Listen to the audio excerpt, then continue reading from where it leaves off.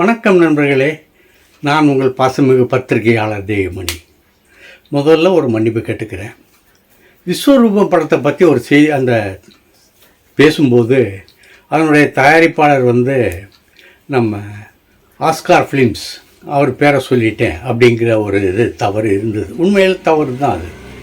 ஆனால் உண்மையிலே என்னன்னா, அந்த விஸ்வரூபம் பார்ட் 2 இருக்கு இல்லையா, அதை தயாரிக்கிறதுக்கு அவர்கிட்ட கேட்டிருந்தார். சந்திரஹாசனும் அவர்கிட்ட சரி சொல்லியிருந்தார். நீங்கள் விஸ்வரூபம் பார்ட் 2 தயார் பண்ணுங்க, நீங்கள் எடுங்க அப்படின்னு சொல்லியிருந்தார். அந்த ஞாபகம் அவர் அப்படியே தயாரிப்பாளர் சொல்லிட்டேன். பட் விஸ்வரூபம் பார்ட் 2 அதுக்கு தான் அவர் தயாரிப்பாளராக அவர் கேட்டிருந்தார். சரி சொல்லியிருந்தார் அண்ணன் சந்திரஹாசன். அதுதான் அந்த தவறிடுச்சு. அதை கொஞ்சம் தயவுசெய்து மன்னிச்சுக்கோங்க. அடுத்து இப்போ இன்னொரு செய்தி. இப்போ ரெட்ரோ, முதல்ல அந்த ரெட்ரோ செய்தியை சொல்லிடுறேன். ரெட்ரோனா இப்போ ரெட்ரோ சாங்ஸ், ரெட்ரோ அப்படின்னு சொல்லுவோம். இந்த பழைய பாடல்களில் எம்எஸ் விஸ்வநாதன் இந்த பழைய பாடல்கள்லாம் தொகுத்து சொல்லும்போது அதை ரெட்ரோன்னு சொல்லுவோம் இல்லையா, அந்த ரெட்ரோவுக்கு அதுதான் அர்த்தம். இப்போ நம்ம சூர்யா நடிக்கிற படத்துக்கு ரெட்ரோன்னு பேர் வச்சுருக்காரு கார்த்திக் சுப்பராஜ். இந்த கார்த்திக் சுப்பராஜ் இந்த ரெட்ரோ கதை எப்படி இருக்கும்னா, அதாவது நம்ம லோகேஷ் கனகராஜ் நம்ம உலகநாயகன் கமல்ஹாசனுக்கு விக்ரம் பண்ணியிருந்தார்ல, அந்த விக்ரம் படம் எந்த அடிப்படையில் எப்படி கதைகளை கொண்டாந்து சேர்த்துருந்தாங்களோ அதே மாதிரி கார்த்திக் சுப்பராஜுடைய பழைய கதைகள் இந்த இதெல்லாம் அடுத்து அப்படியே பேட்டை, அவர் நம்ம கார்த்திக் சுப்பராஜ் எடுத்திருந்த படம், அந்த பேட்டையில் மெயின் நாயகன் யாருன்னா சூப்பர் ஸ்டார் ரஜினிகாந்த். அந்த சூப்பர் ஸ்டார் ரஜினிகாந்தை மையமாக வைத்து இந்த சூர்யாவின் கேரக்டரை வடிவமைத்திருக்கிறார் அப்படிங்கிறது நமக்கு ரிலையபிள் சோர்ஸில் சொன்னாங்க. அதை நான் உங்கள்கிட்ட பதிவு பண்ணிக்கிறேன். அப்போ அதுக்கே அந்த ரஜினிகாந்துக்கு என்ன மாதிரி கேரக்டர் வச்சுருப்பார், எப்படி ஸ்டைல்லாம் இருக்கும். ஆனால் அவர்னால் செய்ய முடியாததெல்லாம் இவர் செய்ய முடியும் சூர்யா. காரணம் அவர் உடல் நிலை, வயசு, இதெல்லாம் காரணம். சூப்பர் ஸ்டார்னால் பல்டி அடிக்க முடியாது, அது பண்ண முடியாது, இது மாதிரி சில சங்கடங்கள்லாம் இருக்கும் இல்லையா. அந்த சங்கடங்கள் சூர்யாக்கிட்ட இருக்காது. முழுமையாக ரஜினிக்கு என்ன அவர் இளமை காலத்தில் ரஜினி என்ன பண்ண முடியுமோ அதை சூர்யா பண்ண முடியும். ஆகவே அந்த கேரக்டரை பற்றி ஒரு பலம் வாய்ந்த ஒரு கேரக்டரை உருவாக்கி இருக்கிறாரு ரெட்ரோவில் நம்ம கார்த்திக் சுப்பராஜ். அந்த படத்தினுடைய பேர் தான் இன்றைக்கி டைட்டிலில் தான் ரிலீஸ் பண்ணாங்க, ரெட்ரோன்னு சொல்லி. அதை நான் இங்கே பதிவு பண்ணிக்கிறேன். ஏன்னா இது இந்த ஏற்கனவே இந்த மகான் இந்த படங்கள் எடுக்கிறதுக்கு முன்னாடி கார்த்திக் சுப்பராஜ் ரஜினி சாரை சந்தித்து இந்த மாதிரி உங்களுக்கு ஒரு படம் பண்ண போகிறேன், இந்த மாதிரி கதை அமைப்பு இருக்கும், இந்த மாதிரி இருக்கும் அப்படின்னு சொன்னோன்னா அவரும் ஆர்வமாக பண்ணுங்க அப்படின்னு சொல்லிட்டாரு. ரஜினியும் மனசில் வச்சுக்கோங்க, ரஜினியும் பண்ணுங்கன்ட்டார். ஆனால் இந்த மகான் இதெல்லாம் படம் வந்த பிறகு அவர் வேறு திசையில் போயிட்டார், இவர் அதை விட்டுட்டார் அப்படியே. ஆனால் ரஜினி சார் ஞாபகமாக வச்சுக்கிட்டு எனக்கு ஒரு கதை சொல்கிறேன், நீங்களே ஏன் சொல்லலை அப்படின்னு சொன்னபோது தான் கார்த்திக் சுப்பராஜ் இந்த மற்ற விவரத்தெல்லாம் சொல்லியிருக்கிறார். இந்த மாதிரி பிஸியில் இருந்தேன், இதனால் உங்கள்கிட்ட சொல்ல முடியல, நீங்கள் அதை விட பிஸியாக இருந்தீங்க வேறு படங்களில், அதனால் உங்களால் சொல்ல முடியலை அப்படிங்கிறத சொன்னார். இப்போ அவருக்கு சொல்ல நினைத்த கதையைத்தான் சூர்யாவுக்கு சொல்லி எடுக்க போகிறாரு அப்படிங்கிற ஒரு தகவலை, நமக்கு தெரிந்த தகவலை உங்களுக்கு சொல்கிறேன். அடுத்து இந்த கதை வசனம் இதெல்லாம் இருக்கு இல்லையா, அதெல்லாம் சில பேர் என்ன செய்வாங்கன்னா, அந்த கதை கற்பனை பண்ணுவாங்கள்ல, அந்த கற்பனை பண்ணும்போதே அந்த சீக்வன்ஸு, அதுக்கான டயலாக்கு இதெல்லாம் அப்படியே சொல்லி பார்த்துக்குருவாங்க. அது கரெக்டாக இருக்கும்பொழுது அதை எழுதி வச்சுக்கிட்டு அப்படியே சேர்த்துருவாங்க பின்னாடி. இது அந்த காலத்தில் நடந்தது. இப்போ இந்த காலத்தில் செட்டில் தான் போய் வசனமே சொல்கிறாங்க. அதுக்கு காலம் மாறி இருக்குது. இப்போ எதுக்காக இதை சொல்கிறேன்னு சொன்னால், அந்த காலத்தில் நான் நடந்த ஒரு சங்கதியை சொல்கிறதுனால அந்த காலத்துக்கு நான் போகிறேன். ஆர்சி சக்தியும் உலகநாயகன் கமல்ஹாசனும் திக்கஸ்ட் ஃப்ரெண்ட்ஸ், அண்ணன் தம்பிகள். அண்ணன் தான் கூப்பிடுவார் கமல் சார், அவர் என்ன கமல் அப்படின்னு சொல்லி பேரை சொல்லி கூப்பிடுவார். இவங்க 2 பேருமே எப்படின்னா, சக்தி சார் கதைகளை சொல்லுவார், அதை கமல் சார் கோர்வையாக எடுத்துட்டு மனசில் வாங்கிக்கிட்டு அதுக்கான சிச்சுவேஷன், அதுக்கான இந்த மாதிரி இதெல்லாம் அப்போ மனசுக்குள்ளேயே ஒரு இது ஸ்க்ரீன் பிளே எழுதிடுவார். அது அந்த மாதிரி திறமை அவருக்கு இருந்ததுனால சக்தி சார் இதை அவர்கிட்ட சொல்லுவார், தன்னுடைய கற்பனைகள் இதெல்லாம் சொல்லுவார். அதை அவர் மனசில் வாங்கிக்கிட்டு அது பண்ணுவார். அப்புறம் இவர் மனசில் வாங்கினதை அவர்கிட்ட சொன்னோடனே அவர் ப்ரொடியூசர்கிட்ட போய் சொல்லி டேட்டை வாங்கி படத்தை எடுப்பார். அப்படி தான் அவங்க 2 பேர்கிட்டே ஒரு பழக்கம் இருந்தது. அப்போ ஒரு நாள் நைட் ஒரு கதை பண்ணுவோம் அப்படின்னு சொல்லி கமல் சாரும் நம்ம ஆர்சி சக்தியும் அப்படியே கொஞ்சம் நேரம் அப்படியே அந்த காலத்தில் அவரையெல்லாம் யாரும் அடையாளம் கண்டுக்க முடியல. ஏன்னா அந்த காலத்தில் மெட்ராஸ் அவ்வளோ பிஸியாக இருந்ததுன்னா ஜன நெருக்கம் அவ்வளோ இல்லை, கம்மி. அதனால இவங்க போய் ஒரு இடத்துல உட்காந்து எல்லாம் பேசுவாங்க வைப்பாங்க, அதை யாரும் கண்டுக்கிறது இல்லை. அப்போ கமலும் வந்து சின்ன பிள்ளை தானே, 2 பேரும் போய் உட்காந்து கதை பேசிக்கிட்டு இருந்திருக்காங்க. ஒரு கதை நல்லா வந்துருச்சு, கதை ஒரு ஃபார்முக்கு வந்துருச்சு. சரி, இதையே நம்ம இது பண்ணிக்கலாம் அப்படின்ட்டு அவங்க பேசிட்டு அப்படியே உட்காந்து கடைசி பஸ்ஸில் வீட்டுக்கு போயிடலாம் அப்படின்னு சொல்லி போய் உட்காந்தா அப்படியே மனசுக்குள்ளே உள்ள ஒன்றதெல்லாம் சொல்ல இவர் அப்படியே மனசுக்குள்ளே வாங்கிக்கிட்டார். கிட்டத்தட்ட மணி 10:30 ஆச்சு. கடைசி பஸ்ஸுக்கு போயிடலாம் அப்படின்ட்டு மெயின் ரோடுக்கு வர்றாங்க, அதாவது மோகன் ரோடுக்கு வர்றாங்க. பஸ் இல்லை. 11 மணி ஆச்சு, பஸ் இல்லை. பார்த்தாங்க, நடந்தும் போக முடியாது, ரொம்ப தூரம் வந்தாச்சு நடந்து.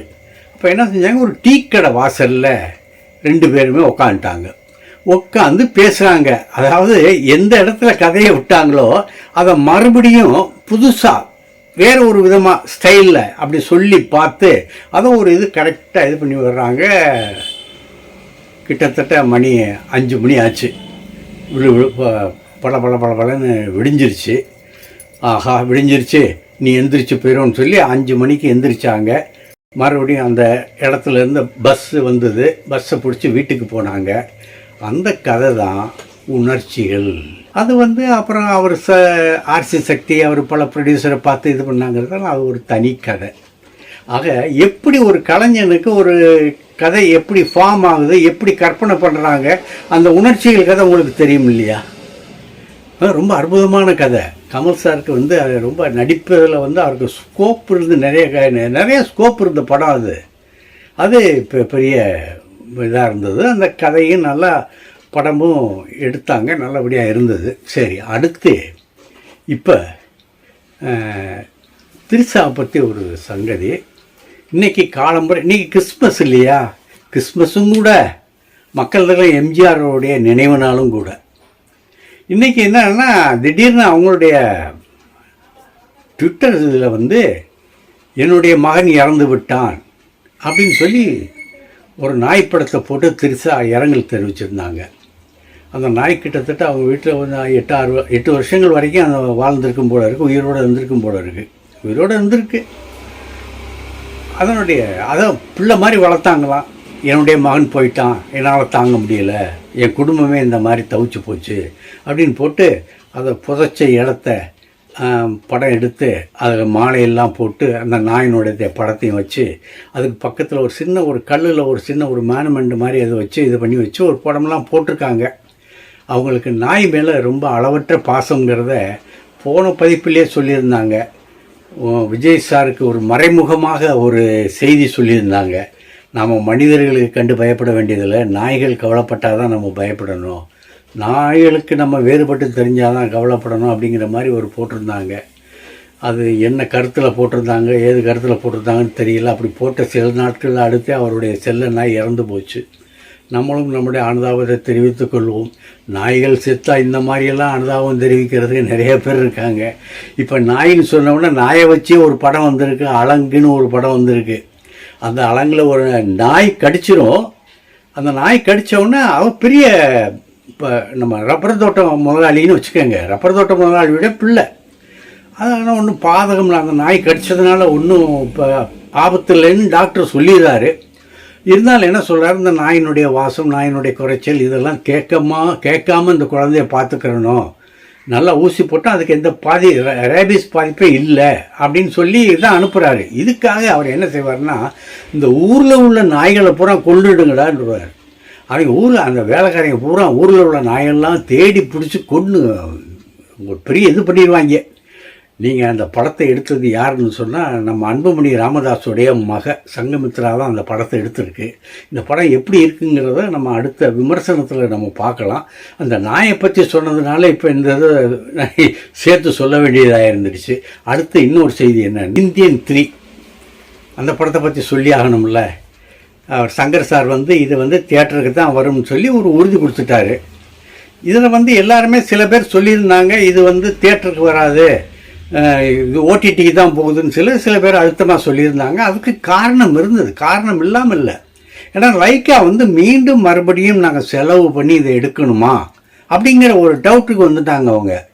இவ்வளோ செலவாச்சுன்னா என்ன பண்ணுறதா, அவர் சங்கர் சார் வந்தவனை கேட்கணும், அவர் எத்தனை நாள் கால் சீட் கமல் சார்கிட்ட கேட்க போகிறாருன்னு தெரியல, எத்தனை நாள் ஷூட்டிங் நடக்கணும்னு சொல்ல போகிறேன், இதெல்லாம் பார்த்தா எங்களுக்கு இன்னும் ஒரு அதிகமாக செலவாகுமே அப்படிங்கிற கவனம் அவங்களுக்கு இருந்தது. ஆனால் சங்கர் சாரும் கமல் சார்கிட்ட சங்கர் சார் பேசுனதாக சொல்கிறாங்க. ஆனால் கமல் சார் தரப்பில் நான் விசாரிக்கும் போது அந்த மாதிரி எதுவும் தெரியலைன்னாங்க. அதாவது பேசலைன்னு மறுக்கலை, தெரியலை சார், எங்களுக்கு தெரியலை சார், ஆனால் பேசியிருக்கலாம் சார், டைரக்டரோட பேசியிருக்கலாம் சாரோட அப்படின்னு சொன்னாங்க. சங்கர் சார் என்ன சொன்னாரா, அந்த பணத்துக்கான அந்த மீண்டும் மறுபடியும் எடுக்க வேண்டியிருக்குல்ல, ஒரு 10 நாள் இது எடுக்க வேண்டியது, இந்தியன் 3க்காக எடுக்க வேண்டியிருக்கு, அதற்கான செலவை நான் ஏற்றுக்கிறேன் அப்படின்னு நான் சொல்லியிருக்கேன், அதில் நீங்களும் எனக்கு ஒத்துழைக்கணும் அப்படின்னு கமல் சார்கிட்ட சங்கர் சார் கேட்டதாகவும் அதற்கு கமல் சார் சம்மதம் சொன்னதாகவும் ஒரு செய்தி வந்தது. அதை உங்கள்கிட்ட நான் பதிவு பண்ணுறேன். ஆக நிச்சயம் தியேட்டர் தான், அதில் எந்த மாற்றமும் கிடையாது, நிச்சயம் தியேட்டர் தான். ஆனால் அவர் வந்த பின்ன தக்லைஃபை முடிச்சுட்டு அன்பறிவு படத்தை முடிக்கிறாருங்கிறத இப்போ அன்பறிவு சிக்காகோ போய் அங்கே போய் கமல் சாரை பார்த்து இந்த சில திருத்தங்கள்லாம் வாங்கிட்டு வந்திருக்காங்க.